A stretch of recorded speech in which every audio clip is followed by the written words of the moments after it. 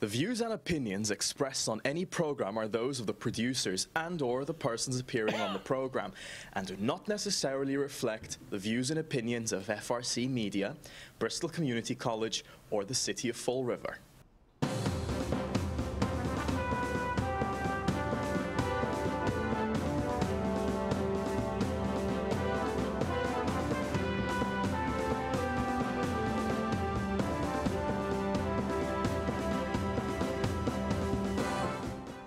Well, hello. Welcome to Spindle City Straight Talk. I'm Chip. And I'm CJ.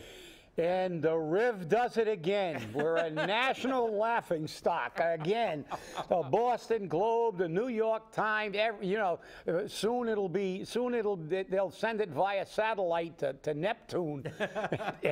But again, hey, this was a fight of good over evil. Oh, good over, yeah. I mean, look.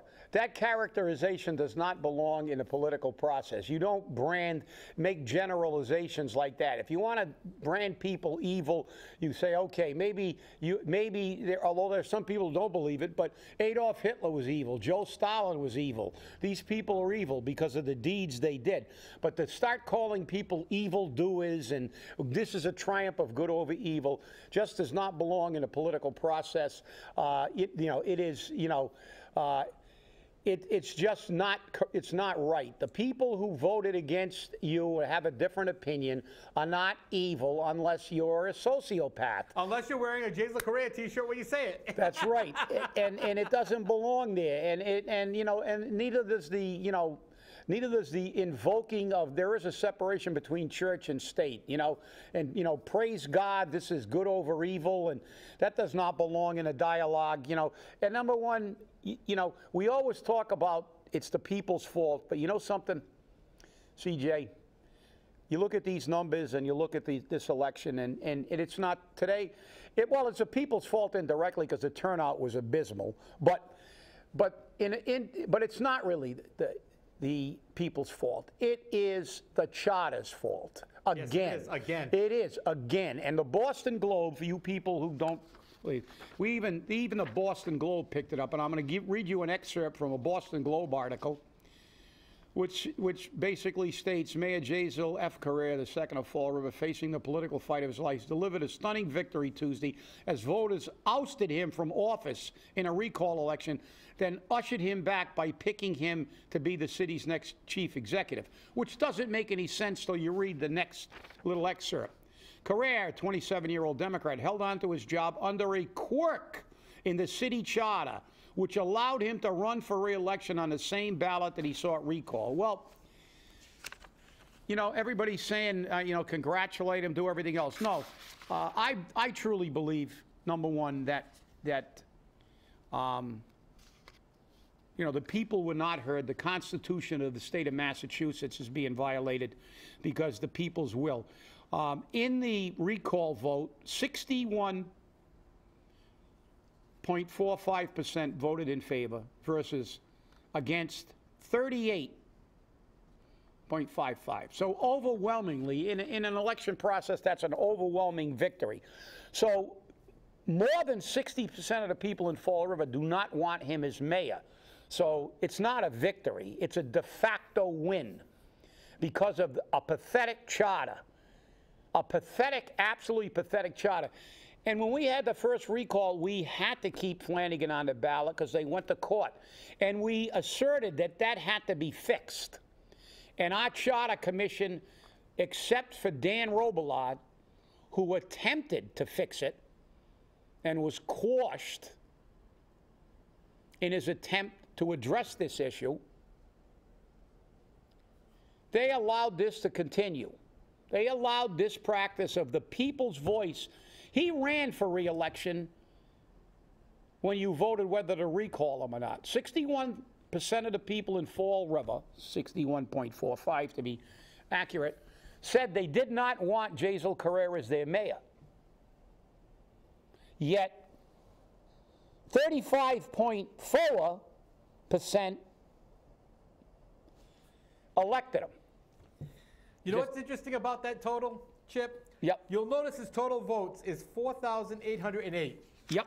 Total votes of people against Jazel being recalled is 4,911. Exactly. 103 people didn't vote for him to stay as mayor. That's right. And the people who voted for it obviously and this is what's wrong about not having, an election where the people's voice is truly heard. You have to look at the percentages. Did they fix it?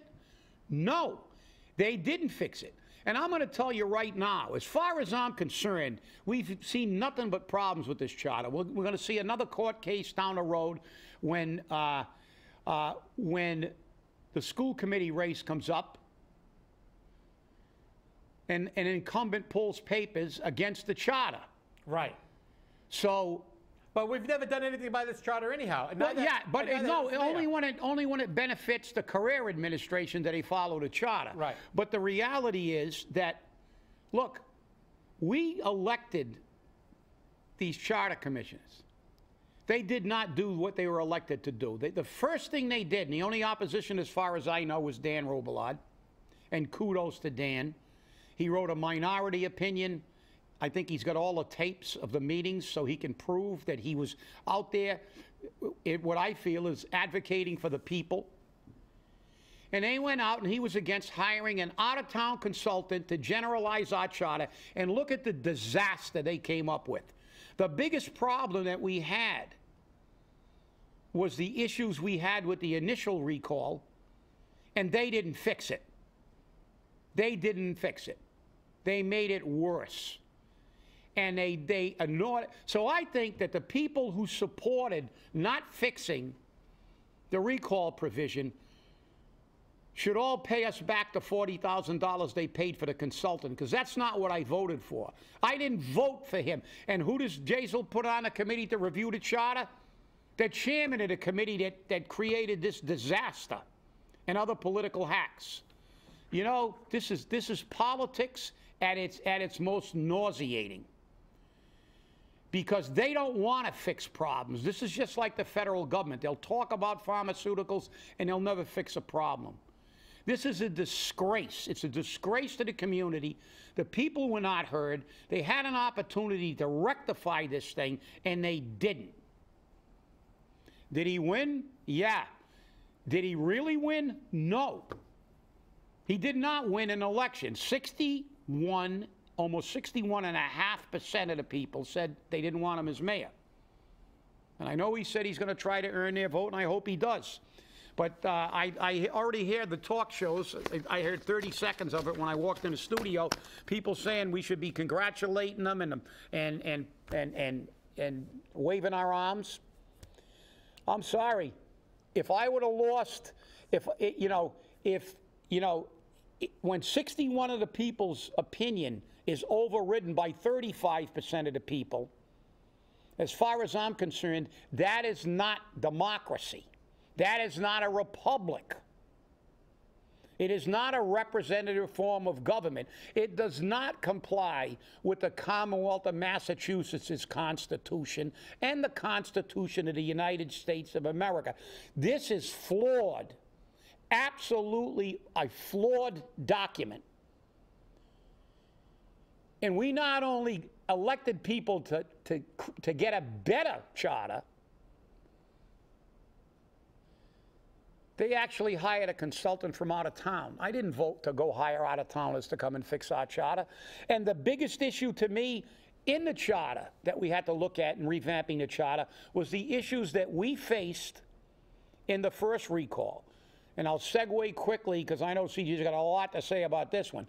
But I heard people already saying, and John Mitchell, and I like John. John's a friend of mine. We had our head-butting when he was mayor, as I always did with all mayors.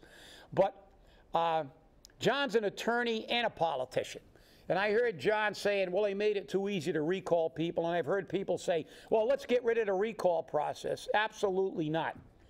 The recall process, and Jazel sat in that chair and admitted, that is the greatest expression of our government. People should have the right to recall it. And John Mitchell said, oh, well, they made it easier. That's right. It should be really easy, because we're the people by Constitution who run this government. But you got to fix the system. It's got to be truly reflective of the people's will. And the way this charter is, it is not reflective of the will of the people. You don't dump the charter, you fix it. And Fall River again, we were the first city ever to have a successful recall. And there was only one glitch, and they didn't fix it. And we had a charter revision after the recall. So, you know, sad commentary. We're the laughing stock. They called it a quirk because the newspapers have to be a little bit more diplomatic. I'm going to say it's a major you-know-what up. That the Charter Commission dropped the ball as they did. This charter is a disaster. I believe John Mitchell said it should be revisited. Another softball, nice snowflake way of saying this thing is an absolute crap show. This charter is an absolute crap show, and it should have been thrown out. And I'll tell you what, if you try to get rid of the recall, I'll be the first signature on a taxpayer suit, because I will object to this on constitutional grounds. We as voters and taxpayers and citizens have the right to control our government, and you're not going to take that right away from me. Well, what's very interesting about this is the fact that we have a recall process. People are complaining about it. But there's a section of the charter which is also very interesting, because people are saying, is this possibly able to be instituted? Under Section 8-8 of the charter, it says whenever there's a conflict in the charter and the action, the provision of the action takes precedence. So if there's a change in the voting, if the votes go towards one thing and the outcome is another, the ruling is for the vote. Well, the vote is 61% of the people said get the hell out of office. Yeah, and 35% elect them. Right. So can they file a lawsuit trying to go against 8-8? You never know. But the thing that gets me about this is it was a simple addition to this charter, to this part of the charter, that would have made it simple.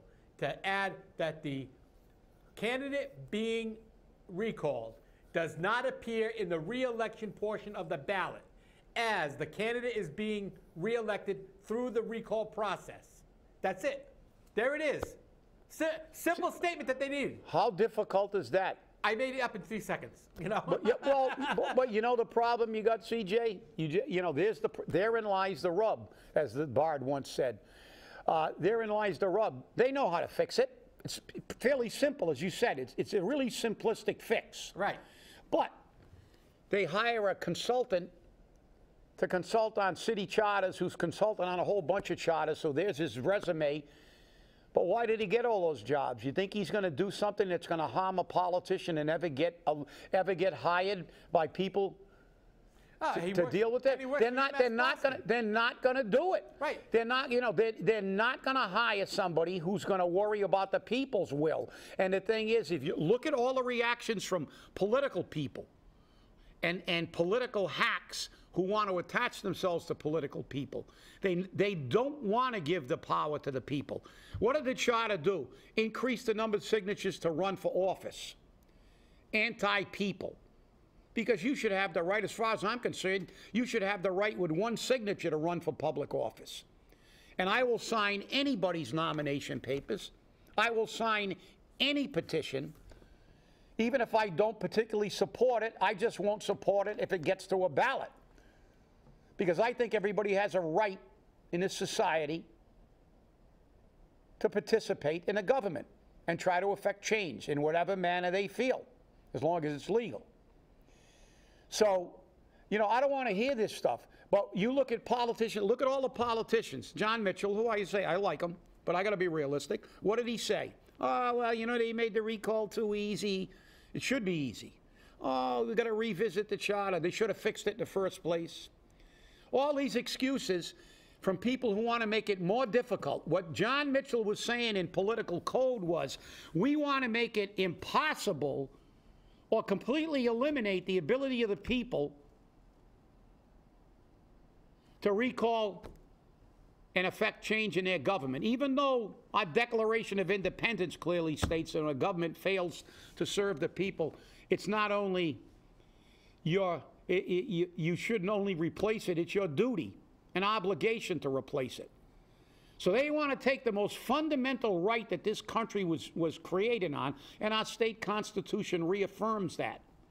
And they want to politicians want to take all the power away from the people, even though this country and this nation is supposed to be a government of the people, by the people, and for the people. And the politicians don't want that. Didn't Ocasio-Cortez, or whatever that twit's name is, didn't she say one time that the people don't matter, she's got the power? Yep. This is what we elect, even on a federal level. That once they get elected, how many times on this show have we said we do not have representatives? We do not have representatives. We have monarchs. Once they're elected, they go up there and they say, hey, I'm large and I'm in charge. I make the rules now. They forgot that our Constitution, part of the first Article 5 clearly states, you are our substitutes, you are our agents, and at all times answerable to us. That doesn't matter, because the nitwits will just keep us in office. So look, I think we've kind of set the stage. So let's do a little political analyzing, CJ. Come on, let's give me your spin on. We were looking at the vote totals coming in, where they came from, and let's kind of go over what we think. Well, what happened here. I was in Election Central last night. Oh, and you were on camera. I waved at you. You didn't see me, but I was watching you on television. I was at Election Central last night, and when the South End votes were coming in, they were definitely for Jaisal Correa. He carries the South End. Paul Coogan carried the North End, because when those votes were coming in, you saw the numbers change rapidly. So knowing that, if I were to be a campaign manager for Paul Coogan in the fall, I would turn around and say, don't worry about the North End. You really need to start focusing on the South End and getting out to those people and really mobilizing them to vote for you, because that's where his big contest is going to be, because it's that South End that put the mayor over the top by 241 votes. But in the fall, there's going to be a difference in the election. It's going to be one-on-one. Absolutely. And as you said, but we all know, I mean, look, nobody that knows even one iota about politics doesn't know who was working for the mayor in the South End. Right. And I predict there will be more, the selfies have been conspicuously absent lately, but I feel that there will be a barrage of new selfies coming on now. Probably from last night's victory meeting. Yeah, we all know who the mayor had working for him in the South End. And look, as you said, from a political standpoint, you look at you do a post-operation assessment here, and you look and you see the South End, that was really the flip point. But you also look at the overall numbers and see that the majority of people in the city do not want him. And in a final election head-to-head, what should have been done, the people's will be spoken. And if he wins in November, if he runs and wins, I will then congratulate him, because it will be truly reflective of the people. Right. I will say, okay, you won, congratulations. Try to do a good job. But I'm not going to congratulate somebody who actually, his election flies in the face of what this country was founded on. In other words, the will of the people. The will of the people was clearly stated in the recall section. And that will was not adhered to. So there's no congratulations for that. The charter and the chairman of that committee, who I believe was appointed to some job by him, wasn't he? Yes, Mike Mioza. Yeah, appointed to a different job. that helped win, as did the people who were the political operatives working for you in the South End. But that's part of political strategy. And I will say it, because I don't I don't give a damn. I think a big factor in this election, especially this close, it will not be a major factor in the final election, but I think that the Portuguese-speaking people were a big factor in this final election, because I wish Carlos was here, and the next time he shows up, we'll bring him on camera, because I do not speak Portuguese. I know a few words. I can order food, but that's about it. But we heard many Portuguese-speaking people complain about the characterization of this entire situation by Frank Baptista. That's right. He flat out lied, according to them. Now, I can't say he was, because I don't understand what he's saying.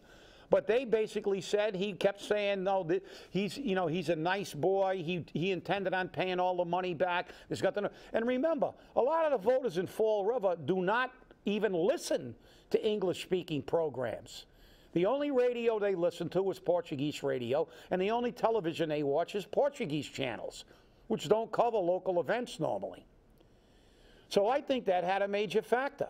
I think that was a big factor in this election, because an election this close, obviously, there were people, because I heard Portuguese people speaking. Not in Portuguese, but they spoke a little bit of English, and I heard them say, well, I don't know, he's a nice boy, and he was going to pay it back. And where'd you get that idea? Where'd you get that idea? He wasn't going to pay it back until he's under the gun. He had to get his grandmother had to mortgage her property to get up the money to pay everybody back. He had no intention. If everybody remembers at the beginning of this scenario, he said he was absolutely innocent, he did nothing wrong, and now we've evolved through the whole litany of they're no longer investors, they're lenders, now I'm going to pay them back, but there's a dispute on how much money I owe, and blah, blah, blah. So all that is irrelevant. And remember, he withdrew the offer to pay them back. That's right.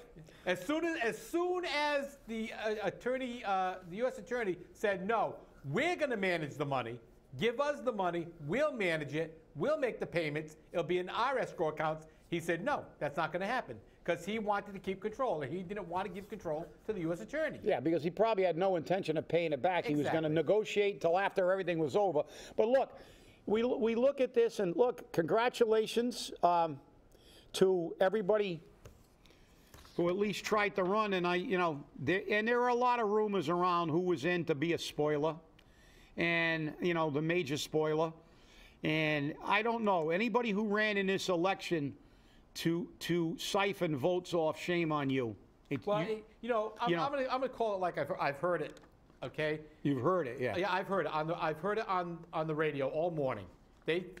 People believe that Joe Camara was the spoiler, because his brother got a no-show job making $80,000 a year that the mayor gave him. Joe was always a vote in the affirmative for the mayor. And we'll know in the fall if he wants to be mayor, because we're going to see if he says, okay, I'm going to run for mayor, I'm not going to run for city councilor. Or will he run for city council again? I think he's going to run for city council again. And I do too. And, look, let's face it. Let's look at this objectively. You can't prove it. This is just our theories from a lot of time in this game. But this was a no-lose situation for Joe. Right. Joe gets elected. He's the mayor. Joe doesn't get elected. He goes. He says, hey, look, I really tanked the election. You got it because of me. Thank you. I got the most votes. But let's look at this sheet, CJ. Theoretically, if any one of these candidates didn't run, Paul Coogan would have got elected. Even the lowest vote getter. Right. Erica Scott Pacheco with 740 votes. What's interesting about Erica Scott Pacheco is the recall organizers have made comments along the lines that they approached Erica and asked her not to run for this precise reason. For this precise reason. And they didn't want her to muck up the system. Well, that's okay, that's fine. If that's exactly what they wanted to do, that's their right to approach a candidate and say, please don't run. If her place of running was to muck up the system, then she did it. I don't think that was her place. I mean, she has her head in the right place. She has all the right ideas. But the position of the voter in this election was, I don't want to vote for her because I don't want to waste my vote, because she's not going to win. They had already written her off before the election even started. No, she did well. And I'm going to tell you, I heard a lot of people, as a matter of fact, I was in a locker room at the gym, and I heard someone call, I guess, for Erica Scott and talk to a person, and he was sitting right next to me. I guess he didn't care. And he said, I heard him tell the person that called to consider Erica Scott, said, well, I was impressed by her, but I don't really think she has a legitimate chance in this election. I hope she stays in there and expands on her positions, because I would seriously consider voting for her in the next election or at some election.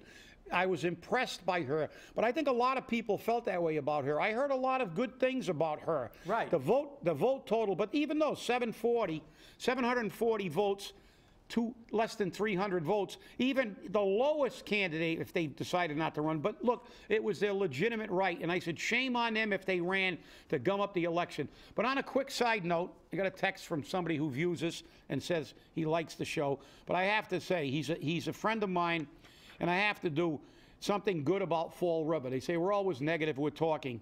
Andy Fallon, a Fall River resident whose father worked on a fire department with me, is the first Fall River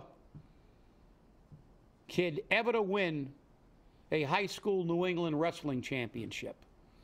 So congratulations to Andy. I remember when he was 8 or 9 years old and he started wrestling, and his father took him all over the country, invested a lot of time. He's wrestling over at Bishop Hendricken, and I don't even believe he's a senior yet. I think as a freshman, he won the Rhode Island State Championship and he lost to the eventual winner of the New Englands and placed in the top 3 in the New Englands as a freshman. He is an awesome wrestler. He's a credit to the city, and it's nice to see a Fall River kid doing great things. And I think securing that championship, you'll see him get a great college scholarship offer, and congratulations. And I respect the hard work. There's no tougher sport to compete in collegiate and high school athletics than wrestling. And congratulations, Andy. And shame on your dad. I told him to call me when the New Englands were running so I could go watch the match. But I had to get that one in quickly. Well, here's an interesting text that just came in, too. We're in the last 2 minutes of the show. But it says, the Brexit plan just failed again. What happened and what's next? England. We are the laughing stock of the world. Fall River said, no, hold our beer. Great. Hey, true. Yeah, Brexit's been all over the news, but the hell with that. Wait till you see tomorrow's paper. That's right. Yeah. But that's the thing. Look, we're going to wrap it up by saying shame on a charter. I have to. I just can't. That thing it disturbs me.